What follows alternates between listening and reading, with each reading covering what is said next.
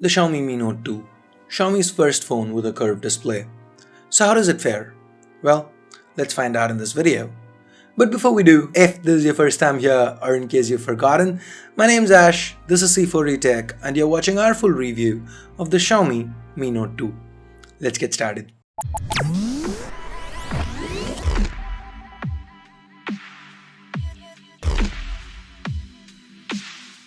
This time around, let's start with that display, given that it's the USB and all.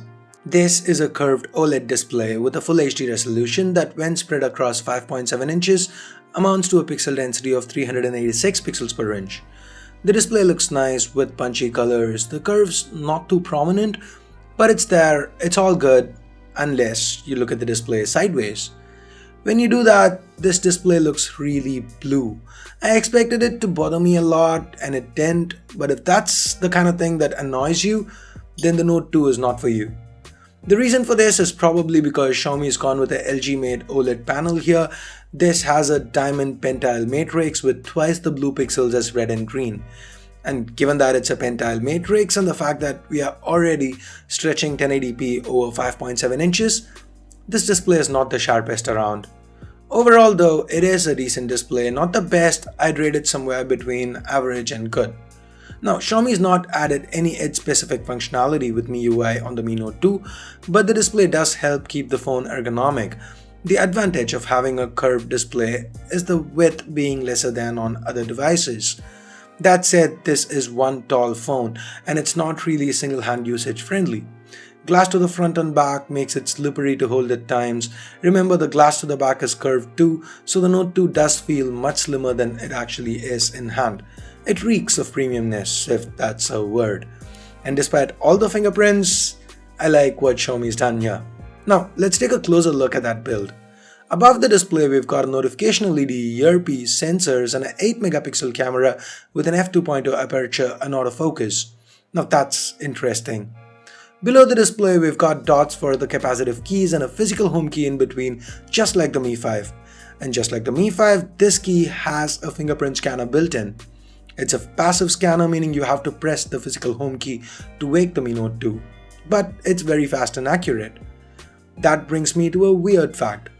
The Mi 5 had a physical clickable home key.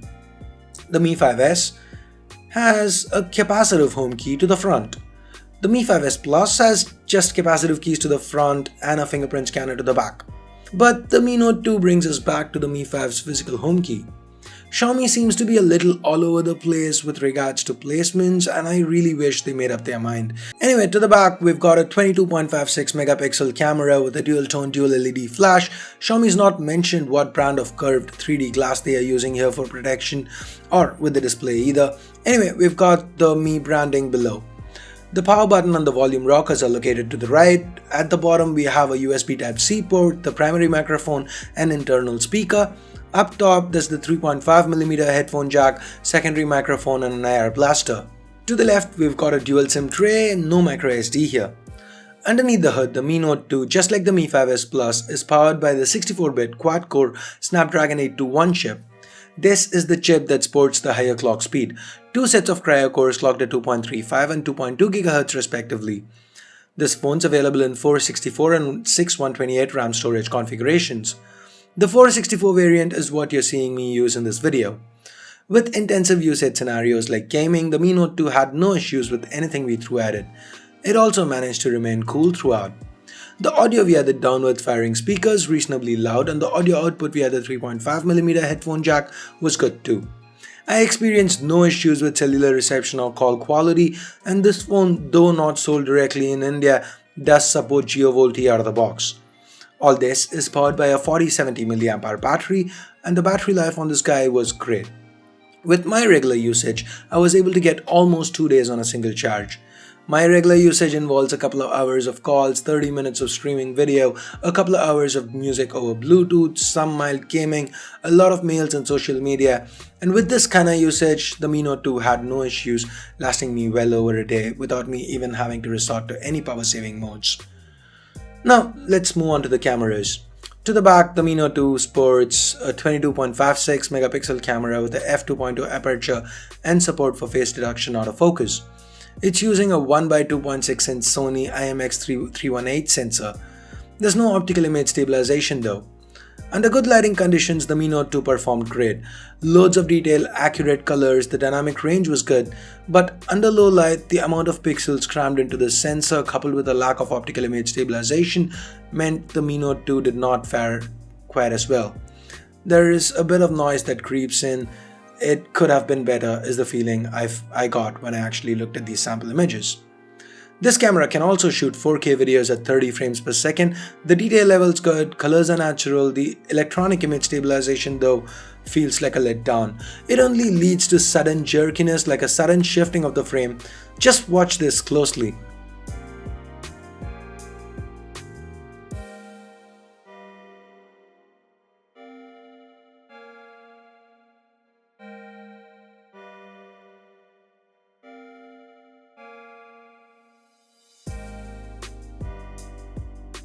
Anyway, the Mi Note 2 packs a 8 megapixel front camera with a wide f2.2 aperture.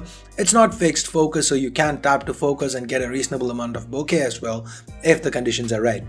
It gets the colors right, skin tones great, and a lot of detail. Software wise, this is pretty much a standard Xiaomi affair. The Mi Note 2 runs on MIUI 8 built on top of Android 6 Marshmallow, and since I picked this up from China, there was no Google Play services preloaded. I had to sideload it. Xiaomi is now preloading Cortana and Microsoft apps. That was interesting. Additionally, there's an option to turn off the capacitive keys and just use the phone with a single key. Set this and you get to press the key for home as always, press and hold for recent apps, tap for back, as this is also a capacitive key. Given I like the ZUK implementation, this is how I use the Mi Note 2 in my week with it. As far as day-to-day performance goes, as expected, this phone performed great. Apps opened up quick, there was no lag, memory management was also top-notch.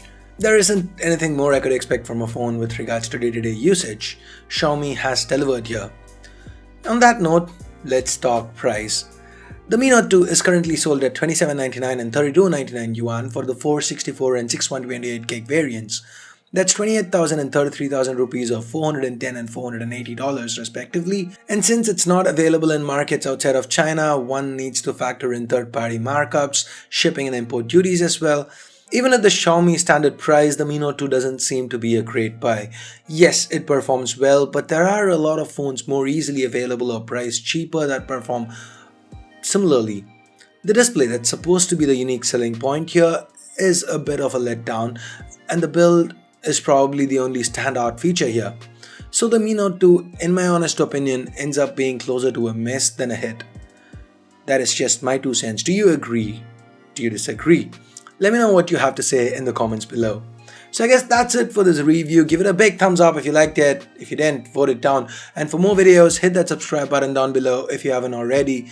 Do this to make sure you get notified every time a video goes live on C4eTech. If you do want to pick a Mi Note 2 up, I'll leave direct links in the description below. Use them, that helps the channel out. So thanks a lot for watching. Till next time, this is Ash here from C4eTech signing off. You guys have a great day. Bye bye now.